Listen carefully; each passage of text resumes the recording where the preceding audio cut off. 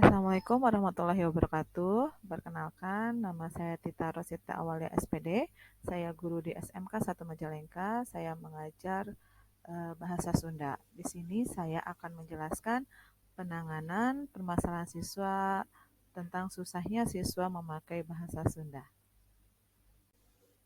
Untuk akar permasalahannya, yaitu sebagian siswa di SMK 1 Majalengka itu biasanya merasa tidak terbiasa dalam berbahasa Sunda karena ada beberapa faktor penyebab. Misal, siswa tersebut tidak terbiasa memakai bahasa Sunda di rumah, dalam pergaulan, terutama dalam menggunakan bahasa Sunda yang baik dan benar. Mereka merasa takut kalau menggunakan bahasa Sunda yang kasar atau tidak baik.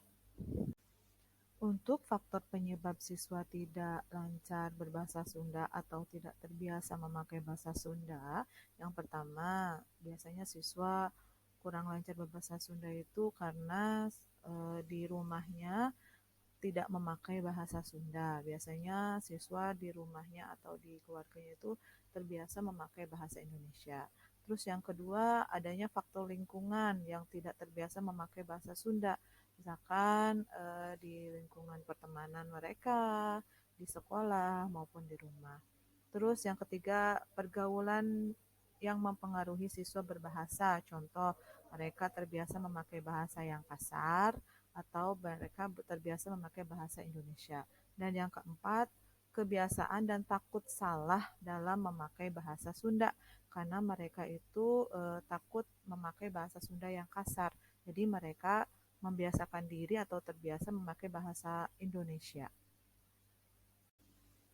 Untuk solusi agar siswa bisa berbahasa Sunda atau terbiasa memakai bahasa Sunda, yang pertama, siswa bergaul dengan lingkungan yang terbiasa memakai bahasa Sunda. Misalkan mereka berteman dengan siswa yang memakai bahasa Sunda. Tidak apa-apa mereka memakai bahasa Sunda yang agak sedikit kasar, tapi mereka memakai bahasa Sunda. Yang kedua, membiasakan diri dengan berbicara bahasa Sunda yang baik dan benar, yang sesuai dengan undak-usuk bahasa atau biasanya memakai bahasa yang lemes kalau bahasa Sundanya. Yang ketiga, belajar bahasa Sunda dengan sungguh-sungguh, dengan rajin ya, dan tidak malas-malasan. Mungkin itu solusi agar siswa bisa berbahasa Sunda yang baik dan benar dan bisa terbiasa memakai bahasa Sunda.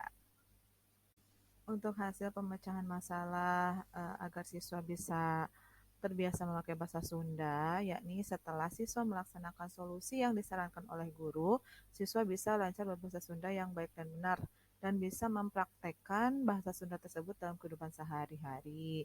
Misalkan memakai bahasa Sunda yang sesuai dengan undak-usuk bahasanya, bagaimana memakai bahasa Sunda dengan orang yang lebih tua, dengan teman-teman sebayanya, dan orang yang baru dikenal itu ada dalam undak-usuk bahasa. Mungkin itu hasil pemecahan masalahnya untuk siswa yang tidak terbiasa memakai bahasa Sunda.